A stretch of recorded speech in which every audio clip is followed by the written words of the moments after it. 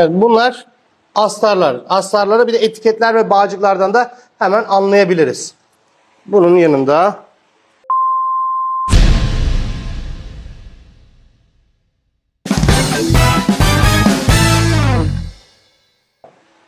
şimdi şurada gördüğümüz şey, şöyle yukarıdan görün komplesini.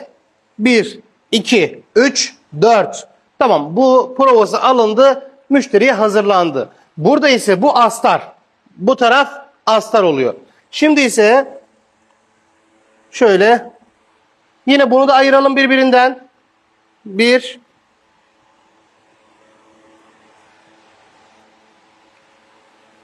2, hemen bitti sanmayın, daha işlem var. 2, 3. Bakın 3'leri yerleştiriyorum şu anda. 4. Pekala hocam. Eğer ki sizin bir drape kaplama işleminiz varsa elinizde şu parça sizin rehberiniz. Astar değil. Astarda yol alıp yürüyebilirsiniz. Ama şu parça sizin dur diyeceğiniz yer. Yani siz der ki sen eğer herhangi bir işlem yapacaksan drape olur, herhangi bir çalışma, süsleme olur, ne olursa olsun. Şu parça senin rehberin, arkadaşın. Bu parçayla işlem yapacaksın. Ama bu parça ile işlem yapmana gerek yok. Bu parçayı artık dikebilir, ayağa kaldırabilir ve yürütebilirsin der.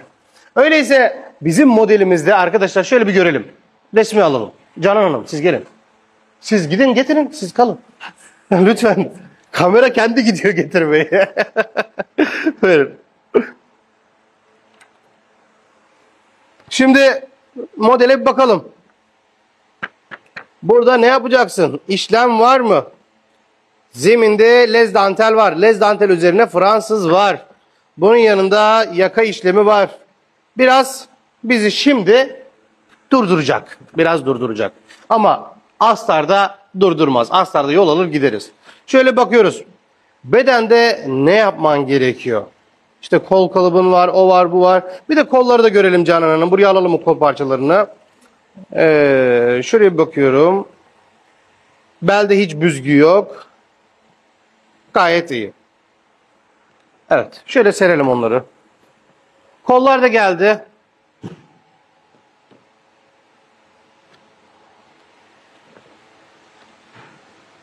Evet. Şimdi bunlar hazırlandığına göre Canan Hanım sizden bunları şimdi komplesini bir ütülemenizi istiyorum. Komplesini bir ütüleyin. Ondan sonra işleme devam. Onu özellikle, bunu değil. Şimdi arkadaşlar anlaşıldı ki biraz frenleme yapıyoruz. Biraz duracağız.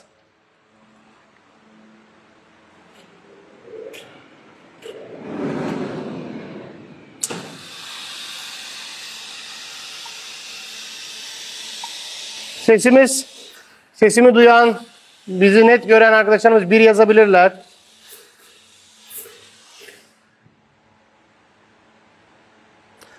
Arkadaşlar, eğitimlerimiz canlı online. Aynen bu şekilde tane tane anları yaşıyorsunuz. Bunun ismi canlı online sistem.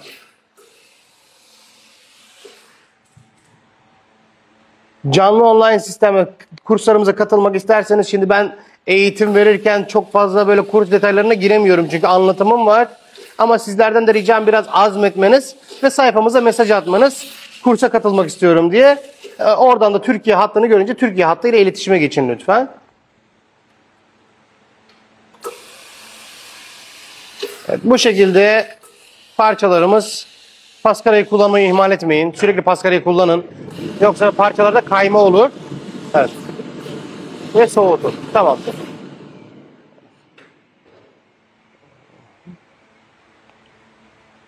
Şöyle alın harcanım.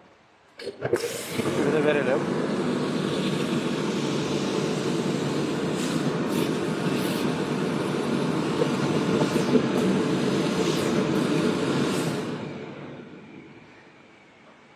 Şimdi arkadaşlar Türkçe canlı yayında katılımcıların ne kadarı Türk, ne kadarı yabancı bir tespit edelim.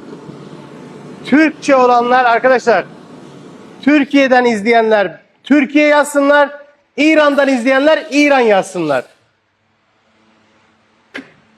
Arkadaşlar Türkiye'den katılanlar Türkiye yazsınlar. İran'dan izleyenler İran'dan yazsınlar. Akhwati, الآن نكشف كل من وين أنتم. إذا أنت من أي بلد اكتبي اسم بلدك لو سمحتي. اكتبي بالإنجليزي حتى أحسن. Evet, herkese söyledim. Bakalım kaçımız Türkiye'den, kaçımız İran'dan? Hazırız.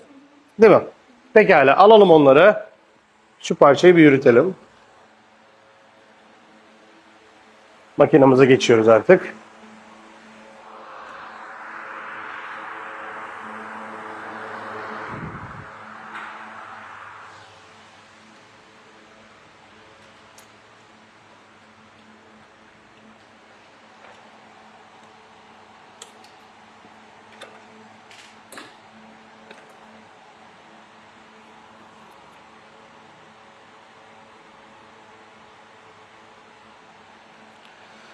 Şimdi bu parçaları tekrardan dikeceğiz. İkinci bölümdeki detayları unutmayalım. Çok önemli.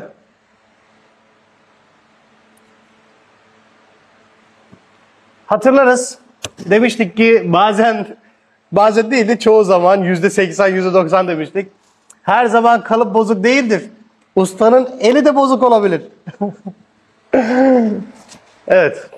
Şimdi gelelim artık bu parçaları tekrardan birleştirmeye. Ancak ben ikinci bölümde sizlere bunu yavaş yavaş anlattığım için şimdi yavaş yavaş dikmemin bir anlamı var mı? Normal mi dikeyim, detaylı mı anlatayım? Siz söyleyin. Normal dikin, basın gaza gidin diyenler bir yazsınlar. Gördük o anları diyenler bir yazsınlar. Hayır, yavaş yavaş dikin diyenler iki yazsınlar. Bakalım ne olacak. Suriye, Irak, İran, Türkiye ve aleykümselam. Oldu.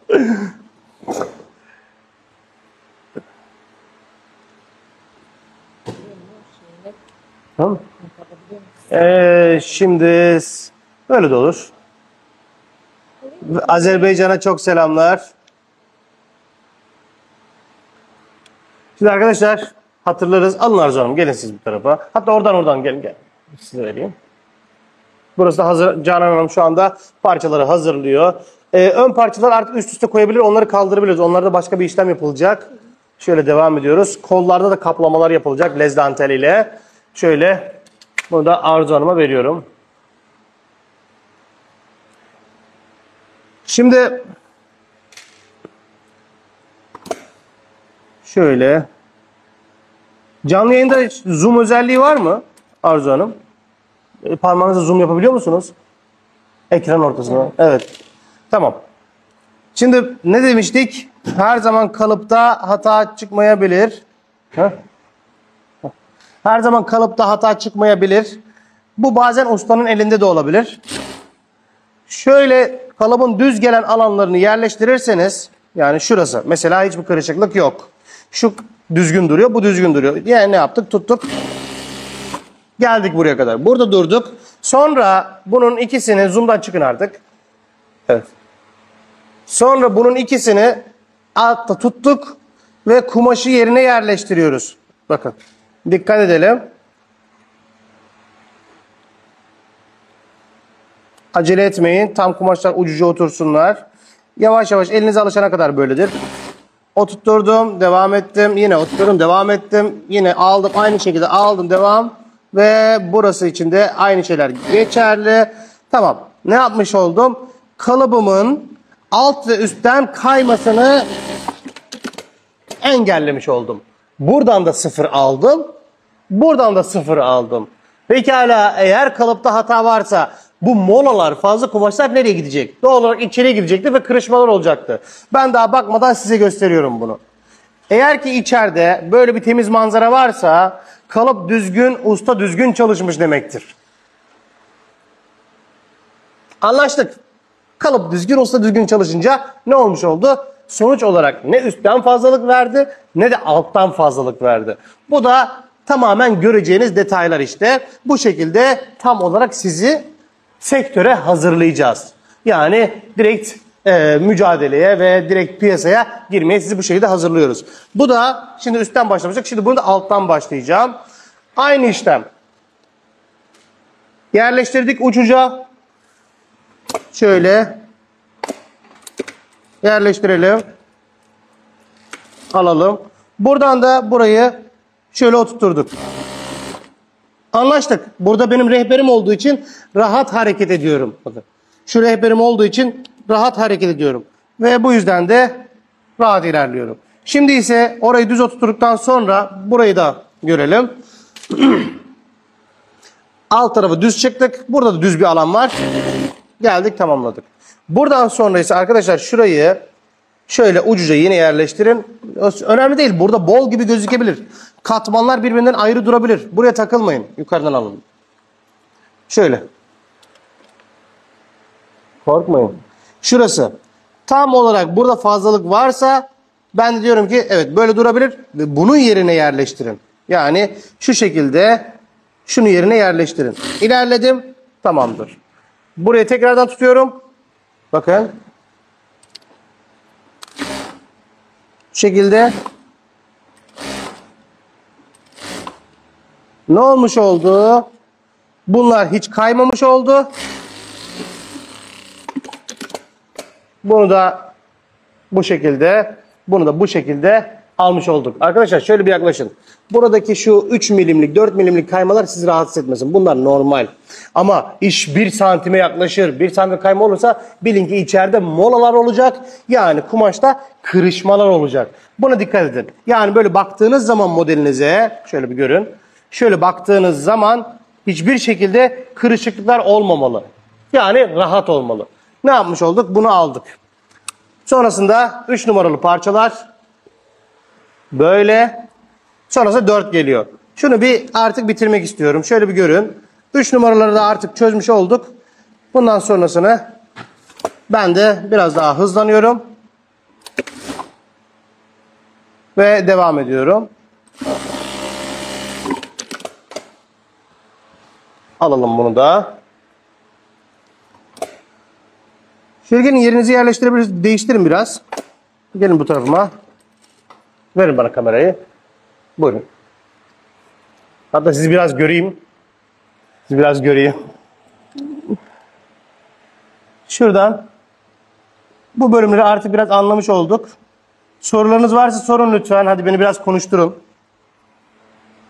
Biraz sohbet edelim. Şu an hem ekranı takip edeceğim hem işimi takip edeceğim. Böyle.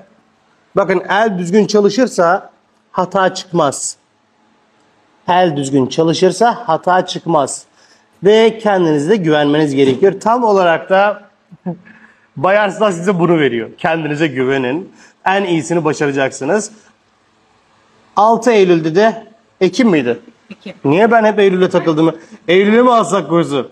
6 Ekim'de de inşallah beraberiz. Evet. Şöyle devam ediyorum. Bakın arkadaşlar. Ben işte bozulacak. Ben duygularınızı da anlıyorum.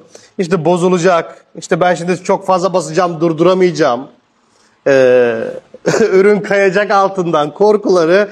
Arkadaşlar ben de sizler ile aynı yoldan geçtim. Doğal olarak ben de hemen öğrenmedim. Şöyle bir görelim. Şunları şöyle ucuca, bakın başlangıcı buraya yerleştirdim. Bunu da aldım elimde. Buraya bıraktım. Gerdim. Şimdi ise korkuyordum. Kayacak. Gaza basmaktan, makineyi hakkıyla kullanmaktan korkuyordum. Ne zaman ki ya bozulsun bir defa ne olacak dedim. Ayağa kalktım.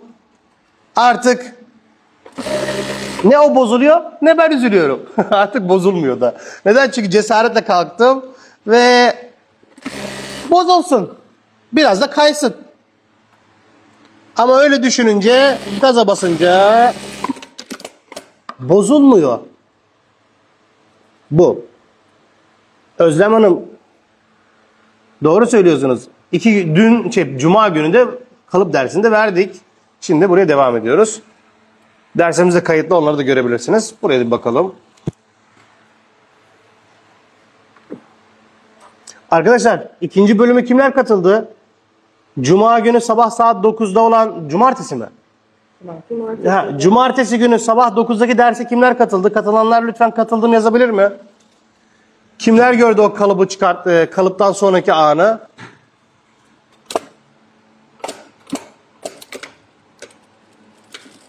Bakayım dersleri takip edenler burada mı?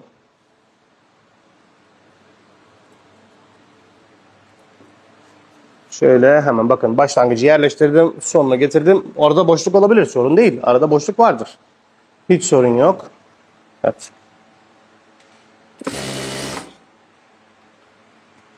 Şöyle.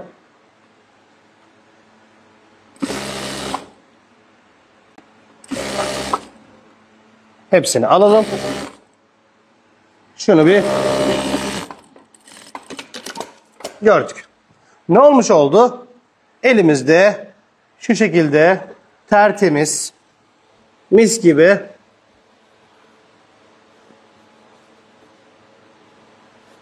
hazır. Bakın sonlarına, şu alana ne çıkıntı, ne ininti, hiçbir şey yok. Öyleyse biz şimdi bunu gördük. Omuz kısımları, bu arada derslerimiz eskiden böyleydi. Ben böyle anlatıyordum Orta Doğu'da. Derslerimiz hep böyleydi. Ben böyle birebir hep böyle sohbetleri, bazen işi bırakır sohbet ederdik.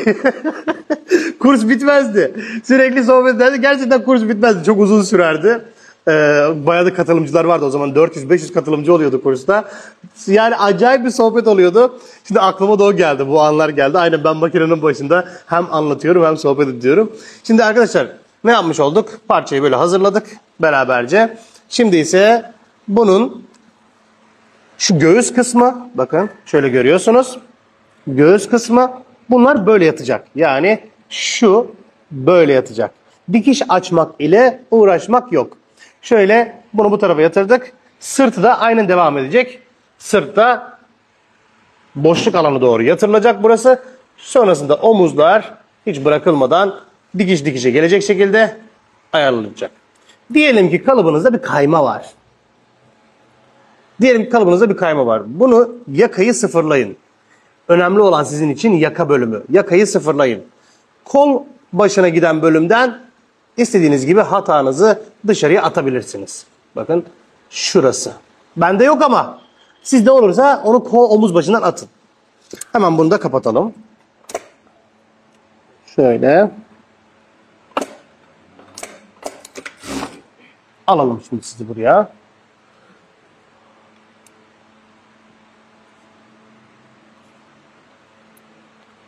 Evet, yetişin bana. Şimdi buradan detaylı göstereceğim. Nasıl olacak? Şöyle. Tam olarak bakın. Şimdi az önce bahsettiğimiz yaka bölümünü sıfır olmasına dikkat ediyoruz. Şu yaka alanını şöyle yerleştirdim ve devam.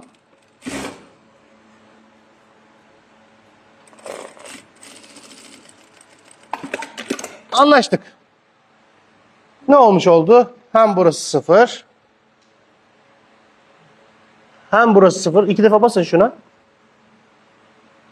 Hem burası sıfır. Hem burası sıfır olmuş şekilde hazırlanmış oldu. Şöyle bunun da aynı işlemini yapıyoruz bunun üzerinde. Bunu da kapatalım. Ve hazırlayalım.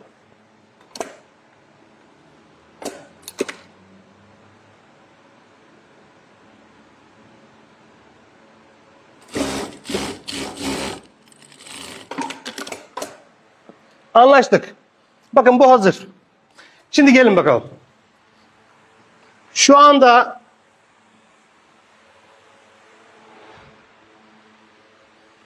mankini alalım ortaya. Şu anda bunu bir giydirelim.